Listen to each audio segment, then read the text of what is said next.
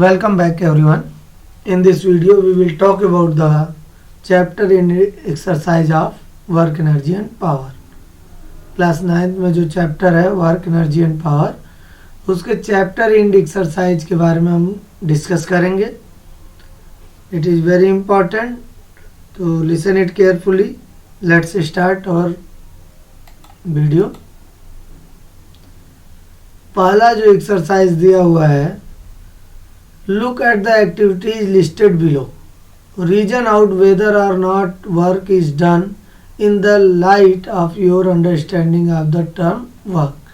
यहाँ कुछ कंडीशंस दी गई हैं, कुछ एक्टिविटीज, उनमें हमको आइडेंटिफाई करना है कि वर्क डन हो रहा है कि नहीं. फिजिक्स की लैंग्वेज में हम जानते हैं वर्क तभी हम मानते हैं जब ऑब्जेक्ट पर फोर्स लगे और फोर्स ऑब्जेक्ट जो है अपने इनिशियल पोजीशन से डिस्प्लेस हो जाए, तभी हम मानते हैं कि वर्क डन हो रहा है. तो Seema is swimming in a pond. Seema is swimming in a pond. अगर पॉन्ड में स्विमिंग कर रहा है कोई तो वर्क हो रहा है कि नहीं. तो इसका आंसर क्या होगा. तो देखिए इस केस में वर्क होगा. क्यों? क्योंकि कोई भी तैरता है तो वो जैसे हाथ को पीछे वाटर में ले जाएंगे तो जिस डायरेक्शन में आप मस्कुलर फोर्स लगा रहे हैं वाटर भी उसी डायरेक्शन में डिस्प्लेस हो रहा है. ठीक है, तो उसी के रिएक्शन के कारण ही तो हम आगे बढ़ पाते हैं, स्विमिंग कर पाते हैं. तो work is done in this case. अगला, a donkey is carrying a load on its back. कोई डंकी है, अपने ऊपर इसके ऊपर कोई सामान रखा हुआ है, लोड रखा हुआ है इसके पीठ पर. तो यहाँ वर्क हो रहा है कि नहीं. तो बेटा जो वेट है लोड का, ऑब्जेक्ट का, वो नीचे ग्रेविटी की नीचे की ओर काम कर रहा है. और डंकी अगर मूव भी कर रहा है तो वह सीधे इधर या उधर मूव कर रहा है. तो यहाँ पे कितना एंगल बना फोर्स और डिस्प्लेसमेंट के बीच, 90 डिग्री परपेंडिकुलर है एक दूसरे के. तो इस केस में वर्क नहीं होगा. ये देखिए जो वेट है वो नीचे की ओर और डिस्प्लेसमेंट राइट या लेफ्ट होगा. तो ये जो दोनों फोर्स और डिस्प्लेसमेंट के बीच एंगल है वो 90 डिग्री का हो गया, परपेंडिकुलर है एक दूसरे के. तो यहाँ पे जीरो वर्क होगा. ठीक है. अगला है, a wind mills is lifting water from A well.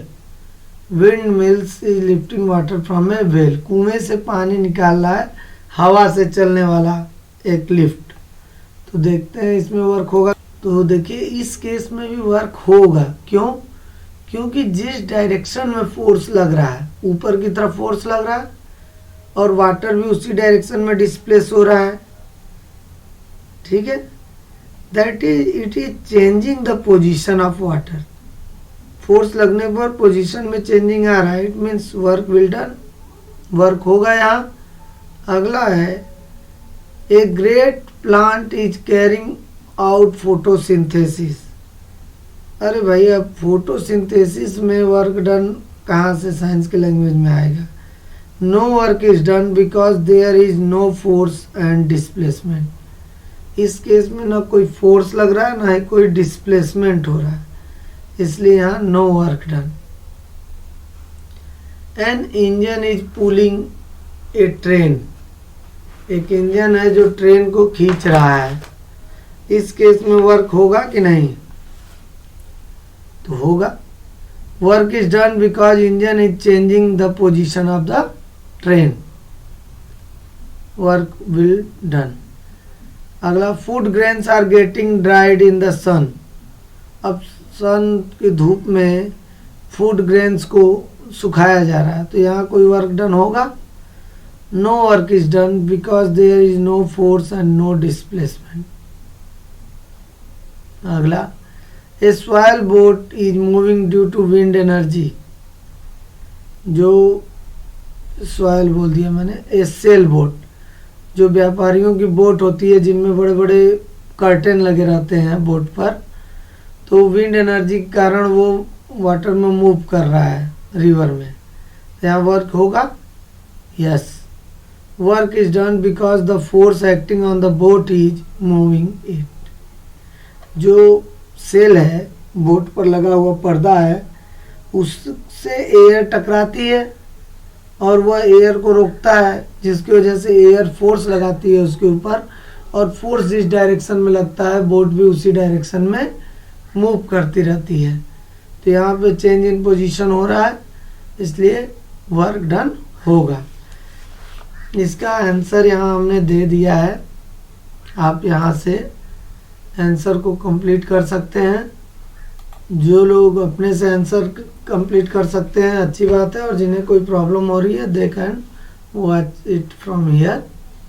चलिए आगे देखते हैं ज़्यादा समय ना लेते हुए, क्योंकि ये बहुत ही बड़ा एक्सरसाइज है। अगला क्वेश्चन है, an object thrown at a certain angle to the ground moves in a curve path and fall back to the ground. किसी एंगल पर कोई स्टोन फेंका गया या ऑब्जेक्ट जो कि कर्व पाथ पर होते हुए फिर से आकर ग्राउंड पर गिर गया। The initial and final points of the object lie on the same horizontal line. भाई दोनों स्टार्टिंग भी ग्राउंड से हुआ था और लास्ट में ग्राउंड पर गिर गया, तो हॉरिजॉन्टल लाइन पर ही होगा दोनों पॉइंट्स, एंड और final. What is the work done by the force of gravity on the object. भाई अगर फोर्स ऑफ ग्रेविटी द्वारा किया गया काम निकाला जाए ऑब्जेक्ट पर तो क्या होगा। तो हम जानते हैं work done by the force of gravity W is equal to mgh होता है, और h जो है वो होता है difference in height of initial and final position of the object. तो इस केस में क्या होगा, दोनों हॉरिजॉन्टल लाइन पर ही हैं एंड और फाइनल पोजीशन, तो h की वैल्यू हो जाएगी 0, क्योंकि भाई ऑब्जेक्ट तो आकर ग्राउंड पर ही गिर गया ना, तो उसके अंदर पोटेंशियल एनर्जी रही नहीं गई, तो h 0 हो गया। Hence work done is equal to mgh से 0, वर्क डन क्या होगा 0 माना जाएगा। अगला क्वेश्चन है, अगले क्वेश्चन में पूछ रहा है, ए बैटरी लाइट से बल्ब, किसी बैटरी से बल्ब को अटैच करने पर बल्ब जलने लगता है। Describe the energy changes involve in this process. इस प्रोसेस में एनर्जी किस फॉर्म से किस फॉर्म में कन्वर्ट हो रही, पूरी बात बतानी है।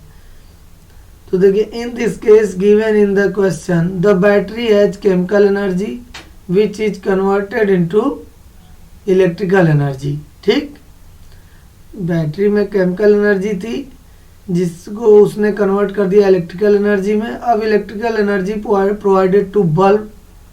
ठीक, अब बल्ब को जब ये इलेक्ट्रिकल एनर्जी मिली, further converted into light energy and heat energy भी हम लिख सकते हैं, क्योंकि जो बल्ब का फिलामेंट है जब वो लाइट अप होगा तो कुछ ना कुछ हीट एनर्जी भी जरूर प्रोड्यूस होगी। अगला देखते हैं क्वेश्चन 4 है, certain force acting on mass 20 kg mass changes its velocity from 5 metre per second to 2 metre per second. Mass दिया हुआ है ऑब्जेक्ट का और उसकी वेलोसिटी 5 मीटर पर सेकेंड से 2 मीटर पर सेकेंड हो गई। Calculate the work done by force. तो बस हमें देख रहे हैं इसकी वेलोसिटी चेंज हो रही है, यानी चेंज इन काइनेटिक एनर्जी वाला फार्मूला हम लोग लगा सकते हैं। तो मास दिया हुआ है, initial velocity, final velocity, work done by the force is equal to change in kinetic energy, यानी final kinetic energy minus initial kinetic energy. Half mv² minus half mu², value put up कर देंगे, हमारा आंसर आ जाएगा -210 joule.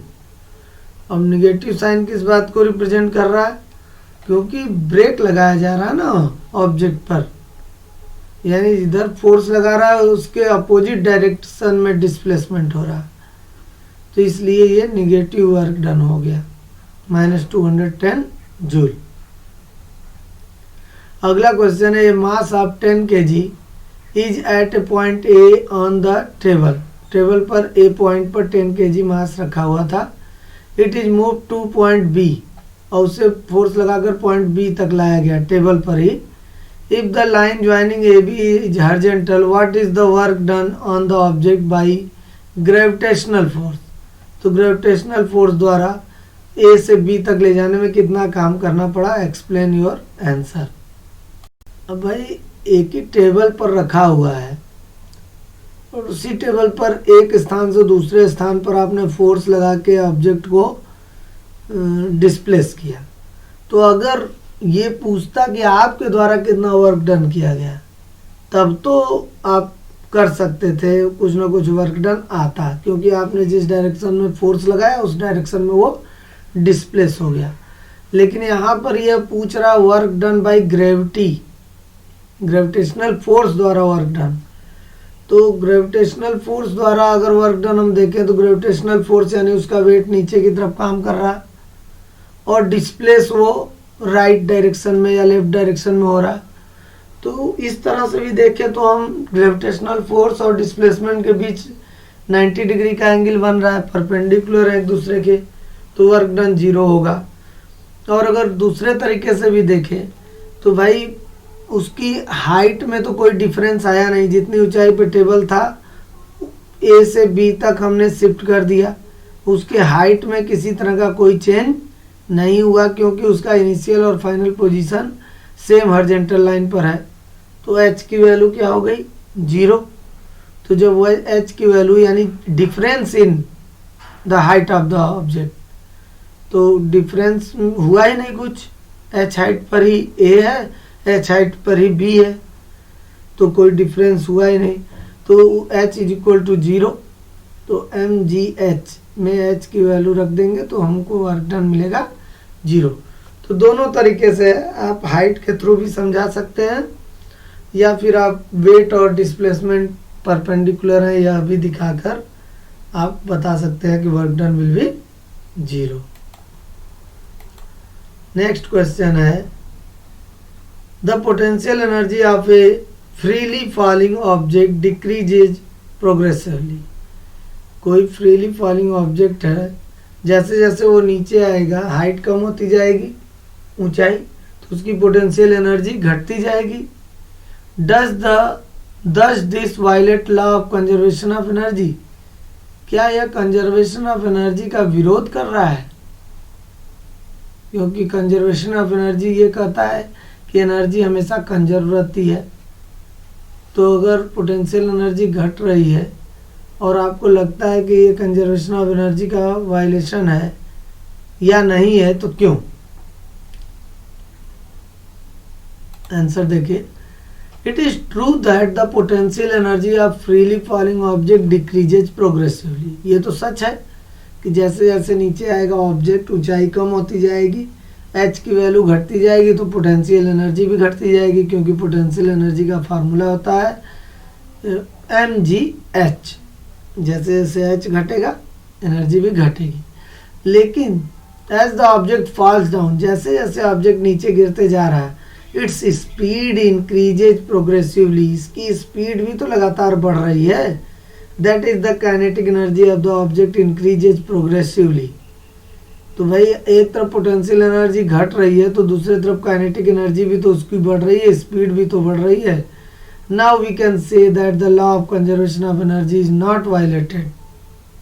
बिल्कुल इसका खंडन नहीं हो रहा, विरोध नहीं हो रहा, because the decrease in potential energy results in the increase in of kinetic energy. क्योंकि जैसे जैसे पोटेंशियल एनर्जी घटते जा रही है, ऑब्जेक्ट की काइनेटिक एनर्जी बढ़ती ही जा रही है। तो यही तो कंजर्वेशन ऑफ एनर्जी है कि एनर्जी एक फॉर्म से दूसरे फॉर्म में कन्वर्ट होती जाती है, उसे न तो बनाया जा सकता है न ही मिटाया जा सकता है।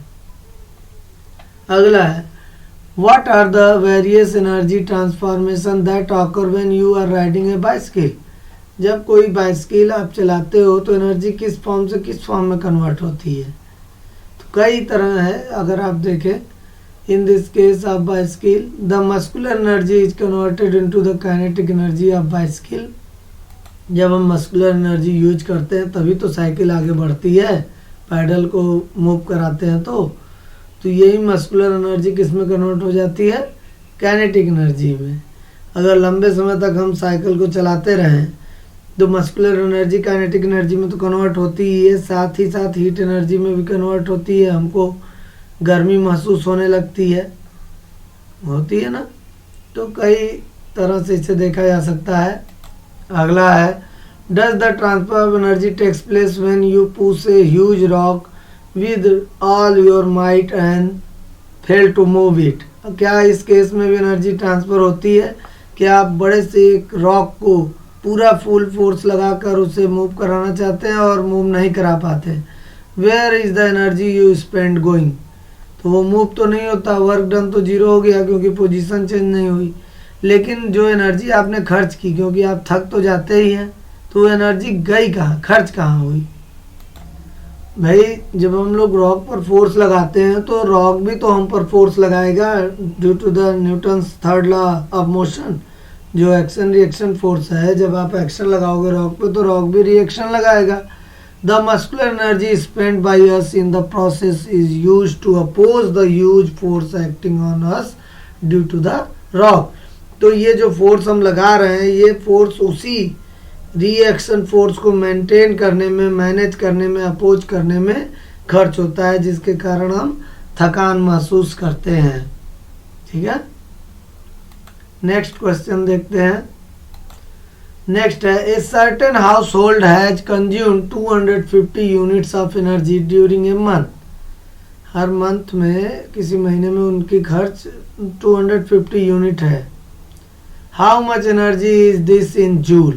इसे जूल में हमें कन्वर्ट करना है। तो एनर्जी कंज्यूम 250 यूनिट्स, तो इस यूनिट का मतलब होता है किलोवाट आवर, 250 किलोवाट आवर। अब इसे चेंज कर लेते हैं, किलोवाट को वाट में बदल लेते हैं पहले, 250 इंटू 1000 वाट, और आवर को सेकंड बदल लेते हैं, 1 आवर को। 1 आवर में 3600 सेकंड होते हैं। अब मल्टीप्लाई कर लीजिए, इनको मल्टीप्लाई करेंगे तो ये आ जाएगा।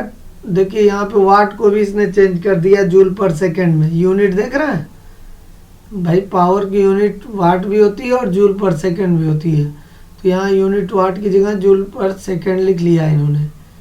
तो अब इस सेकंड से सेकंड क्रॉस हो जाएगा और हम मल्टीप्लाई करने पे आएगा 9 इंटू 10⁸ जूल। इस तरह क्वेश्चंस बहुत इंपॉर्टेंट होते हैं, ध्यान रखिएगा। ऐसे क्वेश्चंस आ जाते हैं, इसलिए आप इनकी प्रैक्टिस खूब करिए। अगला क्वेश्चन है, an object of mass 40 kg is raised to a height of 5 metre above the ground. कोई ऑब्जेक्ट है 40 kg मास का, उसको ग्राउंड से 5 मीटर ऊंचाई तक उठाया गया। What is it's potential energy? इसकी पोटेंशियल एनर्जी क्या होगी? कोई बात नहीं भाई, आपको एम मालूम है, जी की वैल्यू मालूम है, एच भी मालूम है, तो पोटेंशियल एनर्जी हम तुरंत निकाल लेंगे पी एम जी एच से। जी की वैल्यू देखिए 9.8 इसने लिया, आया 1960 joule. If the object is allowed to fall, अब यदि ऑब्जेक्ट को गिरने के लिए छोड़ दिया जाए, find its kinetic energy when it is half way down. इसकी काइनेटिक एनर्जी आपको बतानी है जब ये आधी ऊंचाई पर हो। तो भाई ठीक है ना, आपको फार्मूला तो पता ही चल गया है, सीधे बोल रहा है काइनेटिक एनर्जी। आप कह रहे हैं जब ऊंचाई पर से गिरेगा तो आधी ऊंचाई पे पहुंचेगा तो उसकी पोटेंशियल एनर्जी भी तो आधी हो जाएगी। तो बस जो पोटेंशियल एनर्जी आपने निकाला है उसका हाफ कर दीजिए। Kinetic energy at half way down is equal to potential energy at half way down, M G into H by 2। तो जो वैल्यू आई थी पोटेंशियल एनर्जी की वो आधी हो जाएगी, 980 जूल।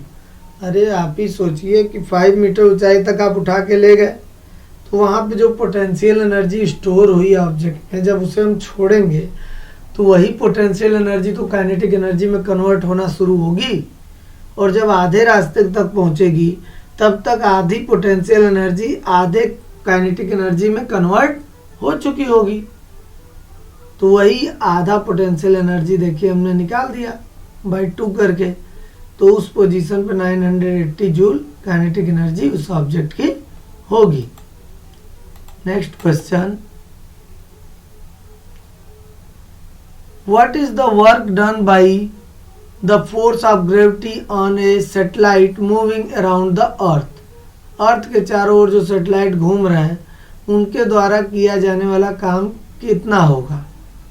तो भाई देखिए, अब फोर्स लग रहा है सेंटर की ओर,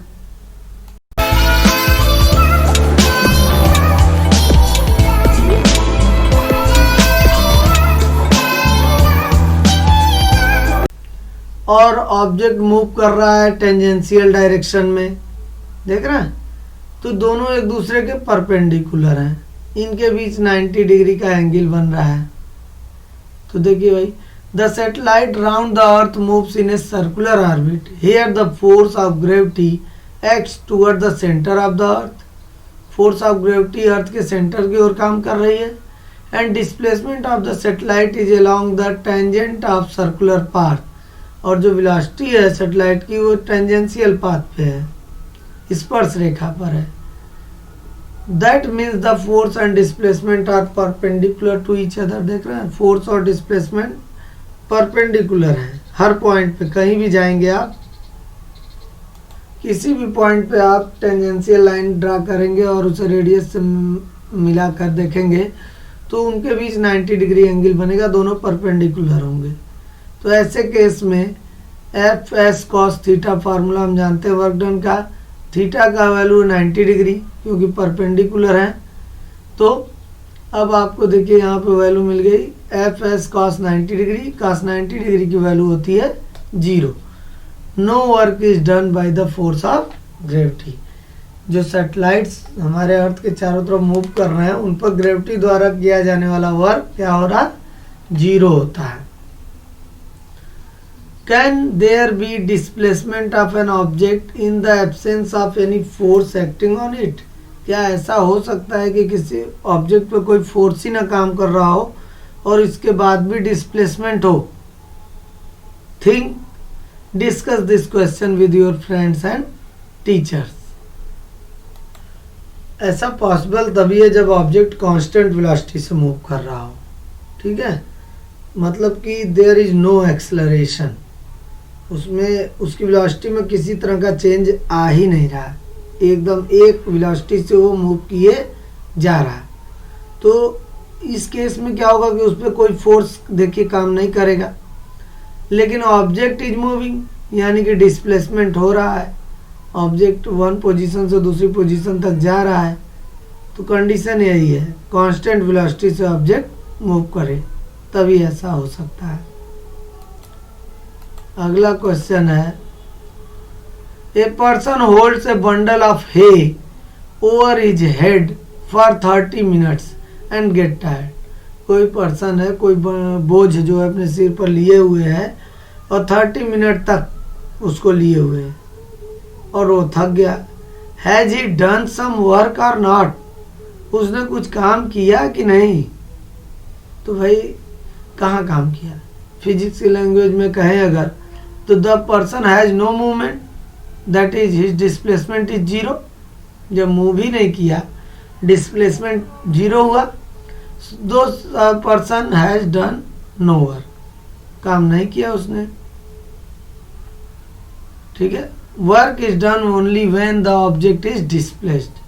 अगर ऑब्जेक्ट डिस्प्लेस नहीं हो रहा है तो जो फार्मूला हमारा होता है वो वर्क का F इंटू एस, तो एस अगर नहीं मिलेगा, डिस्प्लेसमेंट होगा ही नहीं, तो 0 वैल्यू आ जाएगी वर्क डन की। भाई ये पर्सन एक जगह पर खड़ा है बोझ लेकर, अब 30 मिनट तक रहे चाहे 1 आवर रहे, उन्हें मूव किया नहीं, वो डिस्प्लेसमेंट 0 हो गया, डिस्प्लेसमेंट 0 हो गया, इस वजह से वर्क डन भी 0 होगा। अगला क्वेश्चन है, an electric heater is rated 1500 वाट, ठीक है, उसका जो पावर है वो 1500 वाट है। How much energy does it use in 10 hour, 10 hour में कितनी एनर्जी खर्च करेगा? तो पावर दिया है, टाइम दिया है और एनर्जी कंज्यूम्ड पूछ रहा है। तो पहले तो इनको एसआई यूनिट में बदल लीजिए, जो है टाइम की एसआई यूनिट सेकेंड होती है, तो इसे सेकेंड में हमने बदल लिया 10 into 60 into 60। Power is equal to energy upon time, हम लोग P is equal to E upon T एक फार्मूला पढ़े हुए हैं, तो E इज इक्वल टू हो गया power into time, energy is equal to power into time. इसको रीअरेंज कर लिए, वैल्यू पुटअप करके हम निकाल लेंगे तो आएगा answer 5.4 into 10⁻7 joule. Next question देखिए, illustrate the law of conservation of energy by discussing the energy changes which occur when we draw a pendulum bob to one side and allow it to oscillate. Why does the bob eventually come to rest? What happens to its energy eventually? It is a violation of the law of conservation of energy. देखिए simple pendulum क्या होता है आपको बता दूं। कोई एक thread में कोई भारी मेटल लटका दें, हैंग कर दें और फिर उसे एक फिक्स पॉइंट पर धागे को बांध दें, जैसा कि यहाँ दिखाया है। ये फिक्स पॉइंट है, यहाँ पे धागे को बांधकर इसमें एक सॉलिड मेटल, तो इस व्यवस्था को कहते हैं सिंपल पेंडुलम। अब ये कह रहा है कि इस सिंपल पेंडुलम को हम किसी एक साइड ले गए, फिर वहाँ से उसे फ्रीली छोड़ दिए, तो जब फ्रीली मूव कराएंगे तो यह इस तरह से मूव करने लगेगा, ठीक, ऑसिलेट करने लगेगा। तो होता क्या है कि देखिए अब इस पेंडुलम को यहाँ से यहाँ तक जब ले जाएंगे तो ये एच हाइट पर होगा, तो कुछ ऊंचाई पर हो गया, तो इसके अंदर पोटेंशियल एनर्जी आ गई और जैसे ही हमने इसको छोड़ा यही पोटेंशियल एनर्जी कन्वर्ट होने लगेगी काइनेटिक एनर्जी में, क्योंकि अब ये बॉब जो है, इसको बॉब कहते हैं जो मेटल इसमें लटका है, तो ये बॉब मूव करने लगेगा, तो यही पोटेंशियल एनर्जी काइनेटिक एनर्जी में कन्वर्ट हुई और फिर धीरे धीरे यही काइनेटिक एनर्जी पोटेंशियल एनर्जी में कन्वर्ट होने लगी। देख रहे, फिर जब इधर से बॉब चला तो एच हाइट पे पहुंच गया, तो पोटेंशियल एनर्जी यहाँ मैक्सिमम हो गई और फिर ये यहाँ से जब चलना स्टार्ट किया तो यही पोटेंशियल एनर्जी फिर काइनेटिक एनर्जी में चेंज होने लगी। इस पोजीशन पे काइनेटिक एनर्जी मैक्सिमम हो जाएगी और फिर धीरे धीरे यही काइनेटिक एनर्जी किस में कन्वर्ट हो जाएगी, पोटेंशियल एनर्जी में। तो यही प्रोसेस लगातार चलता रहेगा। लेकिन अब यहाँ पर एयर भी तो है, तो जो एयर है वो इस बॉब को अपोज करेगी एयर रेजिस्टेंस के कारण, तो उस एयर रेजिस्टेंस को अपोज करने के कारण इस बॉब की काइनेटिक एनर्जी थोड़ी कम होती जाएगी और धीरे धीरे इतनी कम हो जाएगी कि ये आकर यहाँ स्टॉप हो जाएगा। यही देखिए यहाँ पे लिखा हुआ है, when the pendulum oscillates in air the air friction opposes its motion, so some part of kinetic energy of pendulum is used to overcome this friction with the passage of time. जैसे जैसे समय बीतेगा kinetic energy of the pendulum goes on decreasing and finally becomes zero. The kinetic energy of the pendulum is transferred to the atmosphere, so energy is being transferred that is converted into one form to another form, so there is no violation of law of conservation of energy। एक form से दूसरे form में energy convert हो गई, कोई भी violation नहीं हुआ कंजर्वेशन ऑफ एनर्जी का।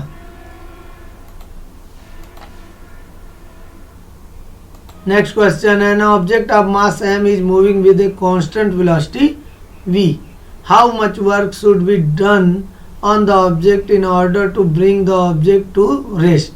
ऑब्जेक्ट को अगर रेस्ट में लाना हो तो हमें कितना वर्क डन करना पड़ेगा। तो इसकी फाइनल वेलोसिटी क्या थी, हम जानते हैं चेंज इन वेलोसिटी हो रहा है क्योंकि v वेलोसिटी से चल रहा है और रेस्ट में लाने का मतलब जीरो, तो चेंज इन वेलोसिटी हुआ, तो work done is equal to change in kinetic energy. Formula half M V square minus half M U square. तो u भाई देखिए इनिशियल वेलोसिटी हो गई u v, इस वेलोसिटी से चल रहा था और जब ब्रेक लग गया धीरे धीरे रुक गया तो फाइनल वेलोसिटी जीरो हो गई। वही कह रहा final velocity minus initial velocity, v की वैल्यू जीरो रख दिए और यहाँ पर हाफ एम वी स्क्वायर हो गया u की जगह v, तो आंसर हमारा आया minus half M V square. Negative sign क्या इंडिकेट करता है कि जिस डायरेक्शन में फोर्स लगा उसके अपोजिट डायरेक्शन में डिस्प्लेसमेंट हुआ। अगला क्वेश्चन है, calculate the work required to be done to stop a car of 1500 kg moving at a velocity of 60 kilometre per hour. इतनी किलोमीटर पर आवर से मूव कर रही है कार, उसको स्टॉप करने में कितना वर्क डन करना पड़ेगा। तो आपको मास मालूम ही है और यहाँ वेलोसिटी भी दिया हुआ है, लेकिन इसको एसआई यूनिट में बदला जाए पहले मीटर पर सेकेंड में, 5/18 से हमने मल्टीप्लाई किया तो यह है 16.67 मीटर पर सेकेंड। देखिए भाई स्टॉप किया जा रहा है तो इनिशियल वेलोसिटी ये हो गई और फाइनल वेलोसिटी क्या हो गई 0, क्योंकि ऑब्जेक्ट रेस्ट में आ जाएगा। तो बस वही फार्मूला हम जानते हैं change in kinetic energy, half M V square minus half M U square, 0 minus value put up कर दिए, इतना आंसर आएगा इसका। हमें न्यूमेरिकल को पढ़कर रीड करके यही आइडिया लगाना है कि कौन सा फार्मूला यूज हमें करना है, क्योंकि कई फार्मूले हैं वर्क डन कैलकुलेट करने के।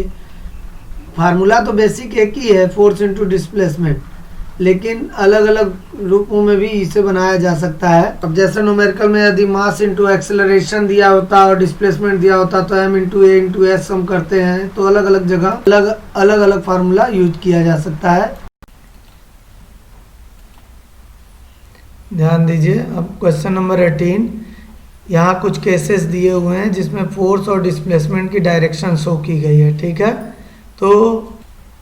तो हमें बताना है कि वर्क डन पॉजिटिव है, नेगेटिव है या जीरो है। तो फर्स्ट केस में देखिए फोर्स इधर लग रहा है, डिस्प्लेसमेंट इधर है, तो ये दोनों एक दूसरे के परपेंडिकुलर हैं, यानी इनके बीच 90 डिग्री का एंगल बन रहा। तो F S cos theta formula में हम कॉस 90 डिग्री रखेंगे और कॉस 90 डिग्री का वर्क वैल्यू 0 होता है। तो the work done will be 0। अगर परपेंडिकुलर लग रहे हैं दोनों, फोर्स और डिस्प्लेसमेंट के बीच एंगल 90 डिग्री है, तो वर्क डन विल बी 0। ये बताया जा चुका है आपको। सेकेंड केस में देखिए दोनों फोर्स भी जिस डायरेक्शन में लग रहा है, डिस्प्लेसमेंट भी उसी डायरेक्शन में हो रहा है। तो फोर्स और डिस्प्लेसमेंट के बीच एंगल कितना है 0 डिग्री। तो वैल्यू रखेंगे, कॉस 0 डिग्री की वैल्यू होती है 1, तो आंसर आएगा एफ एस। तो इस केस में वर्क डन क्या होगा, पॉजिटिव। थर्ड वाले केस में देखिए फोर्स इधर काम कर रहा है और डिस्प्लेसमेंट इधर हो रहा है, दोनों अपोजिट डायरेक्शन में, तो इनके बीच 180 डिग्री का एंगल बन रहा है ऐसे, ठीक। तो 100 कॉस 180 डिग्री का जो वैल्यू होता है वो -1 होता है। तो जब वैल्यू हम रखेंगे तो ये निगेटिव आएगा। इस केस में जो हमारा वर्क डन होगा वो निगेटिव होगा। नेक्स्ट 19 क्वेश्चन देख लेते हैं। Soni says that the acceleration in an object could be 0 when several forces are acting on it. ये कह रही है कि जब किसी ऑब्जेक्ट, तो इस क्वेश्चन में यही ये कह रहा है कि अगर किसी ऑब्जेक्ट पर कई फोर्स काम कर रहे हैं अलग अलग डायरेक्शन में, तो भी क्या एक्सेलरेशन 0 हो सकता है? Do you agree with him? तो ऐसा हो सकता है, ठीक है। कैसे कि यदि जो फोर्स लग रहा है, when several forces are acting on it, it is the if the resultant of all the forces acting is 0। कितने भी फोर्स काम कर रहे हो ऑब्जेक्ट पर, यदि उन सब का रिजल्टेंट 0 है, यानी सारे के सारे फोर्स एक दूसरे को कैंसिल आउट कर दे रहे हैं, तो इस केस में एक्सेलरेशन क्या होगा, ऑब्जेक्ट का 0 होगा, ठीक है। तो ऐसी कंडीशन ही केवल होगी जब एक्सेलरेशन 0 होगा ऑब्जेक्ट का, नहीं तो फोर्स लगाने पर वेलोसिटी में चेंज आएगा ही, और जब वेलोसिटी में चेंज आएगा तो एक्सेलरेशन होगा ही। लेकिन यदि सारे फोर्स एक दूसरे के अपोजिट डायरेक्शन में लग रहे हैं और उनका रिजल्टेंट जो है नेट फोर्स वो 0 आ रहा, तो ऐसे केस में एक्सेलरेशन 0 होगा। अगला, find the energy in kilowatt hour consumed in 10 hour by 4 devices of power 500 watt each. कोई 4 डिवाइस घर में जल रहे हैं, यूज हो रहे हैं, जो कि 500 वाट के हैं एक एक। तो सबसे पहले तो टोटल पावर निकाल लें कितना यूज हो रहा है। तो 500 वाट इंटू 4 डिवाइस है इसलिए 2000 वाट हो गया। टाइम दिया हुआ है 10 आवर, इसे सेकंड में बदल लेना चाहिए। नहीं, चूंकि किलोवाट आवर में ही कैलकुलेट करना है इसलिए नहीं चेंज करेंगे, ठीक है।